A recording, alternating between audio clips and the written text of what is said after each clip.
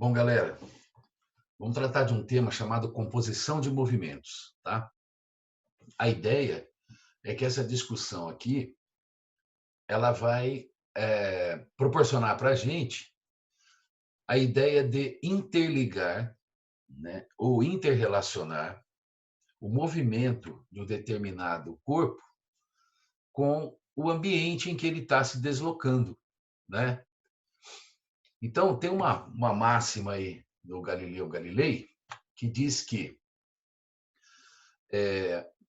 os movimentos que nós vemos acontecendo, na verdade, são misturas, composição de movimentos, tá? Independentes entre si e que, quando relacionados, dão a visão que nós temos do que está acontecendo. Então, é importante entender isso. Os movimentos, de maneira geral, eles estão interrelacionados porque um móvel está se deslocando, está se movendo dentro daquele outro movimento que está acontecendo simultaneamente, tá? E aí, na hora que você mistura os dois, você vai ter uma composição vetorial que dá como resultado um movimento que é resultante da mistura dos movimentos, tá? Então, só para deixar clara essa ideia de que os movimentos são independentes entre si, você tem aqui, por exemplo, ó, a rotação da Terra. A rotação da Terra é um dos movimentos que a Terra realiza, tá? E ele é independente da translação da Terra em torno do Sol. A rotação da Terra em torno do próprio eixo e a translação da Terra em torno do Sol são dois movimentos que não dependem um do outro. A rotação da Terra, ela existe, assim como a translação em torno do Sol existe. Mas se eu me afastar o suficiente para poder assistir os dois movimentos, como essa animação do lado está mostrando aqui, então eu veria um movimento completamente diferente da rotação da Terra.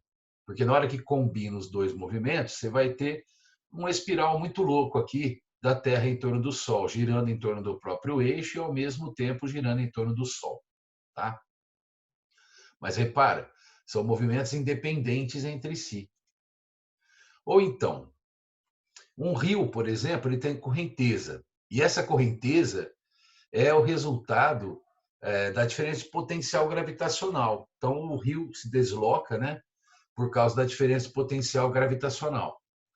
Agora, um barco, ele tem uma capacidade motora que pode ser imposta pelo seu motor, se for um barco a motor, pode ser imposta por vela, pode ser imposta por remo. Essa capacidade motora é dele, barco, que se desloca na água. Agora, na hora que você misturar esses dois movimentos, a correnteza e o barco, aí você vai ter uma composição deles, e aí o resultado é previsível, mas é vetorial, tá? É uma combinação vetorial. Ou então, o vento, que é o ar em movimento, ele acontece por causa da diferença de pressão entre dois pontos na superfície da Terra. Então, você tem uma zona de baixa pressão, uma zona de alta pressão, e o ar se desloca da zona de alta pressão para a zona de baixa pressão. Esses dois movimentos, esse movimento, independe de qualquer outro movimento que esteja acontecendo simultaneamente. Por exemplo, um avião voando. O avião, ele depende do ar para voar, mas não do vento, tá? Ele tem, então, uma capacidade motora própria, né, imposta pelo seu motor. E isso faz com que ele tenha capacidade de voar. Agora, na hora que o avião está voando e você tem vento, esses dois elementos se combinam e formam uma composição de movimentos. Então, isso tem que ficar bem claro para você. Compor movimentos, né, nessa discussão aqui, significa relacionar o móvel com o ambiente em que ele está se deslocando. Então, isso tem, digamos que, um fundamento matemático bastante antigo, né? Mais ou menos contemporâneo de Galileu Galilei, você tem um francês chamado Guy Persson, que morava na cidade de Roberval, na França. E, portanto, esse teorema dele é conhecido como Teorema de Roberval. Ele diz assim, que a velocidade resultante, aquela que nós estamos assistindo acontecer, é uma soma vetorial entre o que ele chama de velocidade relativa, na teoria dele, e a velocidade de arrastamento. O que seria essa velocidade relativa na teoria dele? Seria a velocidade do móvel em relação àquele ambiente. O que isso quer dizer? Quer dizer que um barco se desloca na água, um avião voa no ar, o ser humano anda sobre a terra. Então, essa capacidade motora de um dos móveis, né, de um dos elementos, que é o móvel que vai estar se deslocando, é chamado aqui de velocidade relativa. Tá? Chama velocidade relativa porque é a velocidade do móvel em relação ao meio em que ele está se deslocando. Então, está associada à capacidade motora dele, tá certo? Agora, o que é a velocidade de arrastamento? É a velocidade do ambiente em que ele está se deslocando. Esse ambiente em que ele está se deslocando pode ser o ar, pode ser a água, pode ser uma escada rolante, pode ser uma esteira, como acontece quando você vai na academia. Você vai usar a esteira da academia, você vai andar em cima da esteira. Então, a esteira seria o ambiente em que você está se deslocando. Tá? Então, a ideia é que você tem ali uma soma vetorial entre a velocidade do ambiente e a velocidade que o móvel é capaz de desenvolver por conta própria, por ação própria. Tá? Então, para exemplificar e ficar mais claro, vamos lá. Você tem a situação de barcos andando em rios. Né? Então, ó, a animaçãozinha aí está mostrando dois barcos, um laranja e um roxinho. Você percebe que o laranja tem uma velocidade mais acentuada. Por que isso? Porque pela animação, você está vendo que a correnteza aqui ó, é para a direita no seu vídeo. Tá? E esse barquinho, ele está usando o motor dele para andar para a direita também. Então, se eu aplicar o teorema de Roberval no barquinho laranja, eu vou ter dois vetores com mesma direção e sentido. Ou seja, a velocidade motora do barco e a correnteza são dois vetores que combinam. E qual que é o resultado que você obtém com dois vetores que combinam? Né? A soma direta dos valores deles. Então, aquele barquinho laranja, digamos assim, está sendo ajudado pela correnteza. Tá? Já esse barquinho roxinho, ele está andando contra a correnteza. Então, a ideia é que você vai ter um vetor que representa a velocidade, que é a capacidade motora do barco, a velocidade dele em relação à água, e você vai ter a velocidade da água, que é a correnteza. Só que são vetores que discordam agora. Então, como é que você calcula o resultado dessa soma vetorial? Você vai subtrair os valores, pegar a velocidade do barco, tirar da velocidade do rio. Né? Ou então, um barco atravessando o rio, indo de uma margem para outra. Aqui nesse exemplo, eu estou supondo a velocidade do barco ó, perpendicular às margens, né? E, portanto, perpendicular à velocidade da correnteza. Tá? Na hora que você compõe esses dois movimentos, você vai ter dois vetores perpendiculares entre si. Como que você soma dois vetores perpendiculares entre si? Pode ser, por exemplo, a regra do paralelogramo. Então, eu criei uma reta imaginária paralela à correnteza, uma reta imaginária paralela à velocidade do barco, e aqui está o resultado vetorial, que é obtido por Pitágoras, no caso de 90 graus. Então, observa que o barco vai andar numa linha que corresponde à composição dessas duas velocidades, a velocidade da correnteza com a velocidade do barco. Tá? Mas, Mal, eu não consigo fazer um barco andar em linha reta de uma margem para outra, saindo de um ponto e chegando num ponto diametralmente oposto? Consegue. Só que você vai ter que fazer o seguinte, você vai ter que fazer uma composição vetorial entre a velocidade do barco e a velocidade da correnteza para que isso aconteça. Então, o barco vai andar, no meu desenho aqui, ó, com a proa virada assim, ó, contra a correnteza, com um ângulo tal que permita a ele andar em linha reta. Então, a ideia é, a soma do vetor velocidade do barco, ó, com o vetor velocidade da correnteza, tem que dar como resultado um movimento em linha reta. Por isso, quem está lá na outra margem vai ver esse barco atravessando assim, ó, com a proa virada. Tá? E como é que calcula o resultado aqui? Pode ser, por exemplo, pela lei dos cossenos, ou, aqui vale uma dica, como a velocidade resultante é perpendicular às margens e a velocidade da correnteza é paralela às margens, esse ângulo aqui é de 90 graus. Ó. Então, você poderia aplicar um Pitágoras nesse triângulo retângulo aqui. Ó.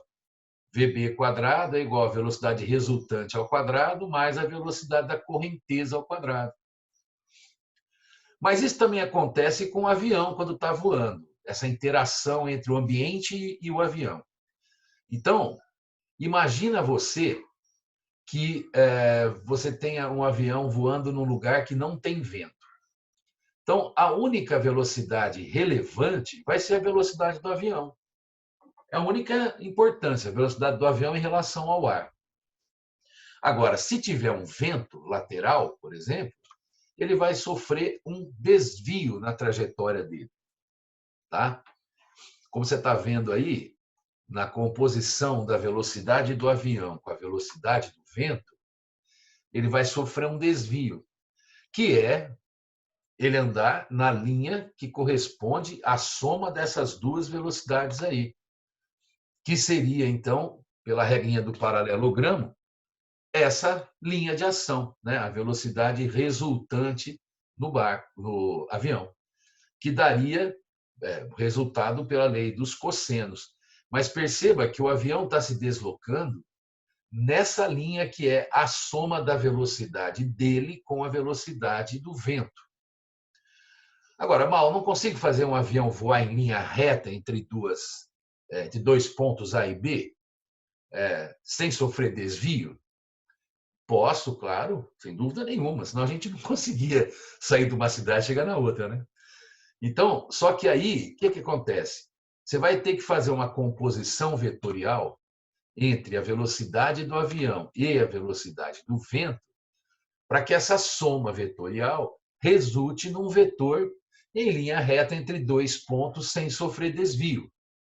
Né? Como aqui, por exemplo, eu estou jogando a velocidade do avião com a proa dele contra o vento, um pouco contra o vento, com um certo ângulo de inclinação, para que o resultado da soma vetorial entre a velocidade do avião e do vento dê um percurso em linha reta entre os pontos A e B.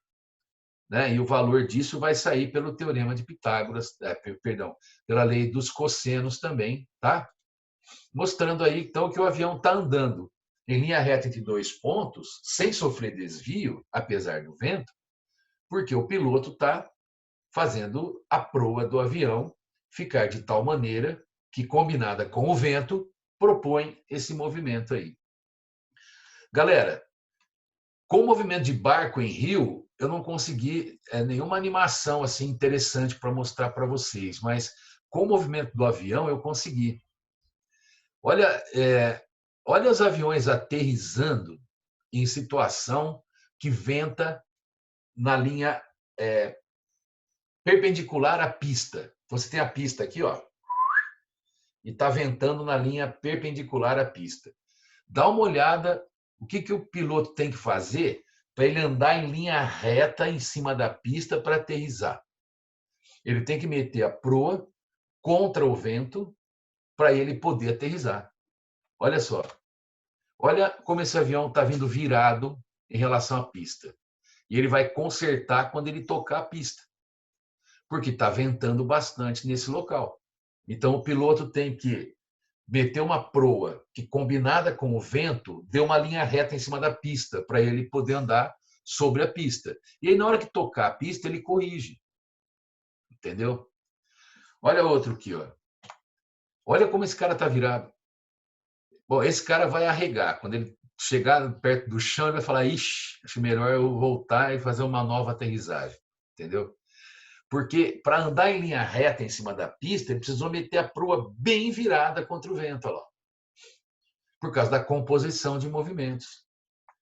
Olha, essa outra animação aqui, você vê por detrás, né? Olha lá.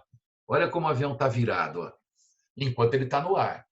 Porque ele precisa de uma linha reta em cima da pista. Então, ele proa contra o vento para dar um resultado que seja uma linha reta sobre a pista. Tá legal? Bom, dito isso, então, vamos fazer uns probleminhas só para a gente poder reforçar essa teoria. Olha só. Esse aqui, esse primeiro está na linha, está na página 30 do livro 2.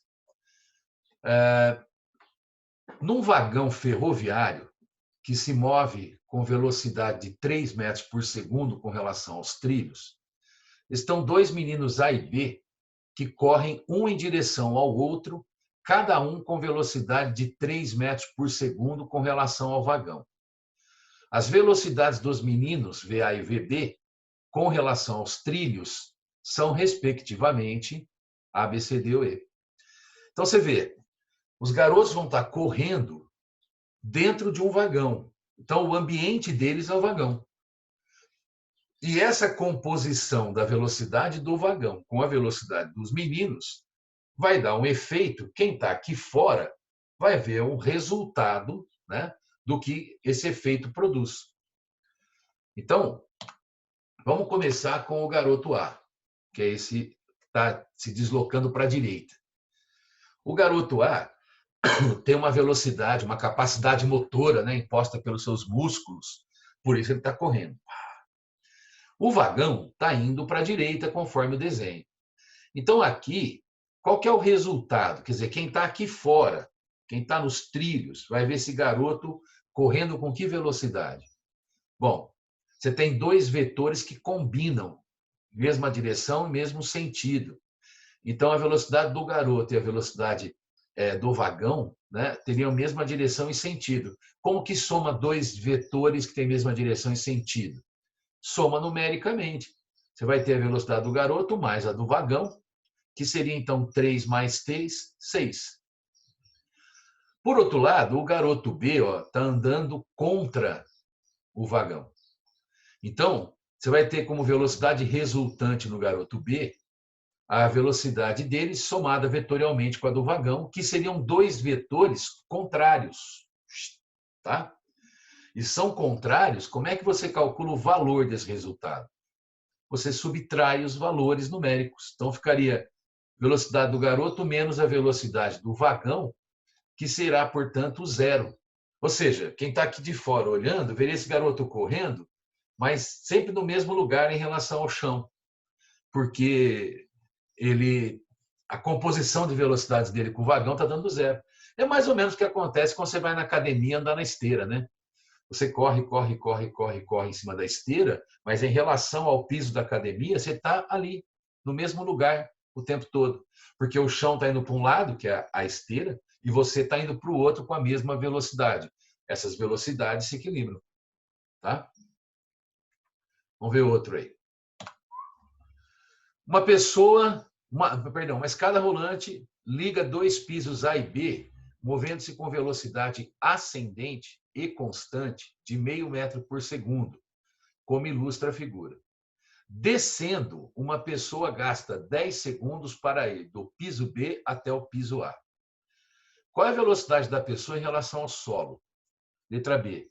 Qual a velocidade da pessoa em relação à escada? Bom, o lance é o seguinte. Essa pessoa ela vai andar contra a escada. Você está vendo aí? A escada rolante é a escada que sobe e essa pessoa está descendo pela escada que sobe. Então, quem está aqui no chão vai ver essa pessoa descendo com que velocidade? Essa que é a pergunta. Como foi dito no enunciado que ele desceu a escada em 10 segundos, então quem está aqui fora vai ver essa combinação de velocidades que resulta em ele descer a escada em 10 segundos. Aqui tem um triângulo bem manjado, né? 6, 8, né? E, portanto, aqui ó, o tamanho da escada é 10. Então, esse cara andou 10 metros descendo a escada em 10 segundos. Então, quem está aqui fora veria como resultado ele andar ΔS por ΔT, 10 metros em 10 segundos, 1 metro por segundo. Tá? Agora, qual a velocidade da pessoa em relação à escada? Bom, nós sabemos que esse resultado obtido no item A é uma combinação entre o vetor velocidade da pessoa e o vetor velocidade da escada, sendo que a pessoa está indo para baixo e a escada está tentando arrastar essa pessoa para cima. Então, são dois vetores contrários. Como que você soma dois vetores contrários? Subtrai os valores, né? Então, essa velocidade resultante que nós encontramos no item A é a velocidade da pessoa menos a velocidade da escada, tá? Sendo aqui a velocidade da pessoa, né, a capacidade motora dela.